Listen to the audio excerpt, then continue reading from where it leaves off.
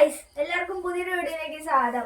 അപ്പൊ നമ്മൾ ഇന്ന് ചെയ്യാൻ പോകുന്നത് തേങ്ങയും കറിവേപ്പിലയും കൊണ്ടുള്ള ഒരു കിടിലൻ ഐറ്റം ആണ് ഗൈസ്. ഒരു ചമ്മന്തി, വേപ്പിലക്കെട്ടി എന്ന് പറയുന്ന ചമ്മന്തി നമുക്ക് എങ്ങനെ ഉണ്ടാക്കുന്നതെന്ന് നോക്കാം. ഞാൻ കണ്ടോ ഗൈസ്, അതിനു വേണ്ടി നമ്മൾ കറിവേപ്പില എടുത്തിട്ടുണ്ട് ഗൈസ്. കറിവേപ്പില കൂടുതൽ തേങ്ങയെക്കാളും കൂടുതൽ കറിവേപ്പില എടുക്കുന്നതുകൊണ്ടാണ് ഇതിനെ വേപ്പിലക്കെട്ടി എന്ന് പറയുന്നത്. നമ്മളിത് ഇപ്പൊ ഇത്രയും കറിവേപ്പില വെച്ചാണ് നമ്മൾ ഉണ്ടാക്കാൻ പോകുന്നത്. നമുക്ക് വീഡിയോയിലേക്ക് പോവാം. അപ്പൊ ഈ ചാനൽ ആദ്യമായിട്ട് കാണുന്നവരാണ് സബ്സ്ക്രൈബ് ചെയ്യണം, ലൈക്ക് ചെയ്യണം, ഷെയർ ചെയ്യണം, ആ കമന്റും കൂടെ ഒന്ന് ചെയ്യണം. എന്നിട്ട് പിന്നെ നിങ്ങൾ ആ ബെല്ലൈക്കും കൂടെ ഒന്ന് അമർത്തണം ഗൈസ്. അപ്പൊ നമുക്ക് നേരെ വീഡിയോയിലോട്ട് പോവാം. കട്ടി ഉണ്ടാക്കാൻ വേണ്ടിയിട്ട് നമ്മളിത് വേപ്പില നല്ലവണ്ണം കഴുകി ക്ലീൻ ചെയ്ത് വെച്ചിട്ടുണ്ട്. അതുപോലെ തന്നെ ഒരു 25ഓളം ഒരു മുളക് എടുത്തിട്ടുണ്ട്. ഒരു 100 ഗ്രാമോളം ചെറിയുള്ളി എടുത്തിട്ടുണ്ട്. പിന്നെ ഒരു കപ്പ് ഉഴുന്ന് എടുത്തിട്ടുണ്ട്. പിന്നെ വേണ്ടതെന്ന് വെച്ചാൽ ഇത് രണ്ട് തേങ്ങ നല്ല ചെറിയ പീരിയായിട്ട് ചിരകി എടുത്തിട്ടുണ്ട്. പിന്നെ വേണ്ടത് കായം, നല്ല ജീരകം, പെരിഞ്ജീരകം, പിന്നെ ഒരു വലിയ കഷ്ണം ഇഞ്ചി, ഒരുണ്ട വെളുത്തുള്ളി. പിന്നെ വേണ്ടത് മല്ലി ഉണ്ടെങ്കിൽ മല്ലി ഇടുക, അല്ലെ ഇത് മല്ലിപ്പൊടിയാണ് എടുത്തിരിക്കുന്നത്. പിന്നെ ആവശ്യത്തിന് ഉപ്പ്, പിന്നെ കുറച്ച് ഇത്രയും കുരുമുളകും എടുത്തിട്ടുണ്ട്. ഇത്രയും സാധനങ്ങളാണ് നമ്മൾ എടുത്തിരിക്കുന്നത്.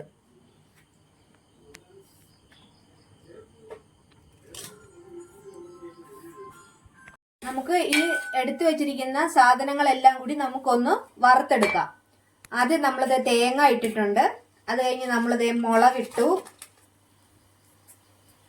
പിന്നെ അതിലേക്ക് ഇഞ്ചിയാണ് ഇടുന്നത്. ഇഞ്ചി, വെളുത്തുള്ളി,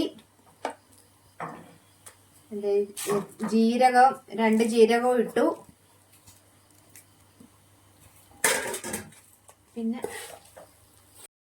ഇനി നമുക്ക് ഇതിലേക്ക് ചെറിയ ഉള്ളി ചേർത്ത് കൊടുക്കാം. പിന്നെ ഇതിലേക്ക് നമ്മളിത് എടുത്തു വെച്ചിരിക്കുന്ന കുരുമുളക് ചേർക്കുവാണ്.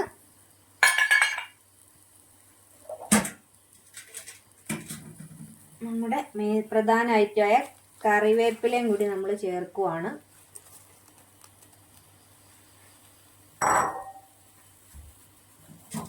ഇനി ഇത് നന്നായിട്ട് മൂപ്പിച്ചെടുക്കണം. ഇത് നന്നായിട്ട് നമ്മൾ വറുത്തെടുക്കണം. ഇതിനകത്ത് നമ്മൾ എണ്ണയൊന്നും ഒഴിക്കുന്നില്ല, തേങ്ങയുടെ എണ്ണ തന്നെയാണ് ഇതിനകത്തുള്ളത്. പിന്നെ കൂടുതൽ നമ്മൾ പുറത്തേക്കോ വല്ലതൊക്കെ കൊടുത്തു വിടാനാണെന്നുണ്ടെങ്കിൽ ഇതിന്റെ തലപ്പാലൊന്ന്, ഈ തേങ്ങയുടെ തലപ്പാലൊന്ന് പിഴിഞ്ഞു കളയാം. അല്ലെങ്കിൽ ഇത് ഒരു കനപ്പ് കുറച്ച് ദിവസം കഴിയുമ്പോൾ കനക്കും. കൂടുതൽ ദിവസം ഇരിക്കണമെന്നുണ്ടെങ്കിൽ ഇതിന്റെ തലപ്പാലെല്ലാം പിഴിഞ്ഞ് കളഞ്ഞിട്ടാണ് നമ്മൾ ചമ്മന്തി പൊടി ഉണ്ടാക്കുന്നത്. അപ്പം ഇത് നമുക്ക് നന്നായിട്ട് ഒന്ന് മൂപ്പിച്ചെടുക്കാം.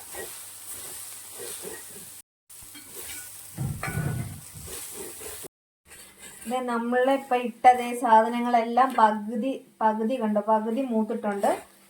ഇനി ഇത് നന്നായിട്ട് മൂത്ത് കഴിഞ്ഞ് നമുക്കിത് കോരി മാറ്റിയതിന് ശേഷം നമ്മൾ എടുത്തു വെച്ചിരിക്കുന്ന ഉഴുന്ന് നന്നായിട്ട് വറുത്തെടുക്കണം. അത് കഴിഞ്ഞ് ഇതെല്ലാം കൂടി നമ്മൾ ഉരലിലിട്ട് ഇടിക്കുവാണ്. ഉരലിലിടിക്കുമ്പോൾ നമ്മൾ അതിൻ്റെ കൂടെ കായവും അതുപോലെ തന്നെ പുളിയും ചേർക്കുന്നുണ്ട്. വാളംപുളിയാണ് ചേർക്കുന്നത്, പിഴിപുളി. അപ്പം ഇത് നന്നായിട്ട് മൂത്ത് വരുന്നതിന് ശേഷം നമുക്ക് ഇടിക്കാം. ഇടിക്കുന്ന സമയത്ത് നമ്മൾ ബാക്കിയുള്ള ഇൻഗ്രീഡിയൻസ് ഉപ്പും എല്ലാം ചേർത്ത് നമ്മൾ അന്നേരമാണ് ഇടിച്ചെടുക്കുന്നത്.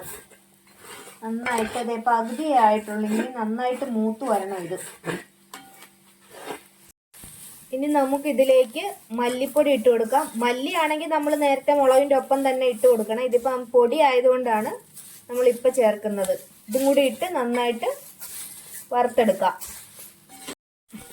നമ്മുടെ ഇത് നന്നായിട്ട് മൂത്തിട്ടുണ്ട്. നമുക്കിതിന് കോരി മാറ്റിയിട്ട് നമുക്ക് ഉഴുന്ന് വറുത്തെടുക്കാം. ഒരു പാത്രത്തിലോട്ട് മാറ്റാം. എന്നിട്ട് നമുക്ക് ഉഴുന്ന് വറുത്തെടുക്കാം.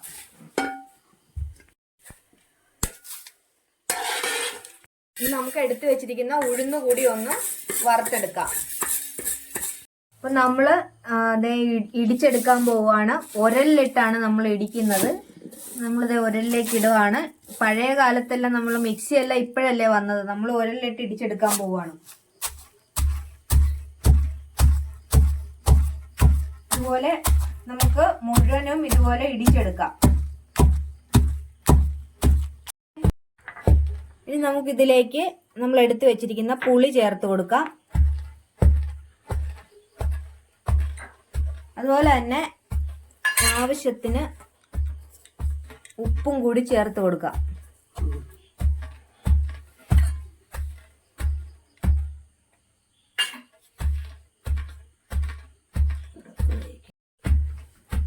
നമ്മുടെ ചമ്മന്തിപ്പൊടി റെഡിയായി വരുന്നുണ്ട്. എല്ലാം കൂടി നമ്മൾ ഇടിച്ചെടുത്തിട്ടുണ്ട്.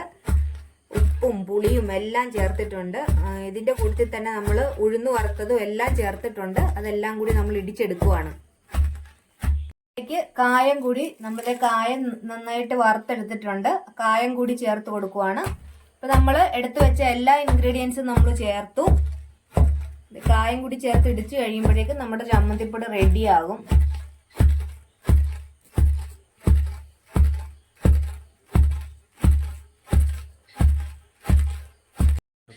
ഇതെല്ലാം കൂടി നമ്മൾ ഇടിച്ചെടുത്തിട്ടുണ്ട്.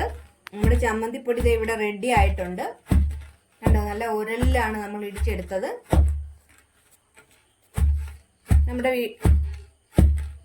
നമ്മുടെ വീഡിയോ ഇഷ്ടമായെങ്കിൽ ലൈക്ക് ചെയ്യാനും ഷെയർ ചെയ്യാനും അതുപോലെ തന്നെ സബ്സ്ക്രൈബ് ചെയ്യാനും മറക്കരുത്. അതുപോലെ എല്ലാവരും ഇതുപോലെ ഒന്ന് ചമ്മന്തിപ്പൊടി ഒന്ന് വീട്ടിലുണ്ടാക്കി നോക്കണം.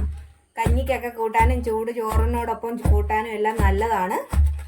അതുപോലെ വയറിനും എല്ലാം നല്ലതാണ്. എല്ലാം നല്ലവണ്ണം കായവും പുളിയും എല്ലാം ചേർത്ത് നമ്മൾ ഉണ്ടാക്കുന്നതാണ്.